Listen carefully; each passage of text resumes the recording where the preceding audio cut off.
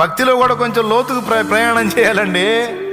ఏదో వచ్చాను కూర్చున్నా 4 మొక్కలు విన్నాను భయం చేశాను పోయానంటే కాదు, కొద్దిగా డెప్త్లోకి వెళ్ళాలని చెబుతున్నా నేను.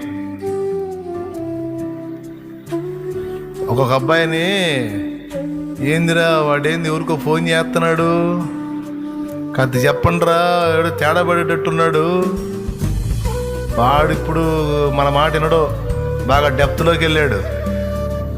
ఎవరితో? ఆ అమ్మాయి ఏంది ఏందో ఫోన్లు మాట్లాడుతుంటే ఎందుకు కత్తి చెప్పండి, వాడు తాగుబోతాడు చెండాలు పోడు అది చెడిపోయినోడు వాడితో మాట్లాడుతుంది ఎందుకు చూడండి అంటే వినదు. ఎందుకు? డెప్త్లోకి వెళ్ళింది. ఎప్పుడు వింటదంటే వాడు చేసుకొని కొళ్ళబొడిచి పళ్ళు రాలు కొట్టినప్పుడు బయటపడిద్ది అన్నమాట. స్తోత్రం.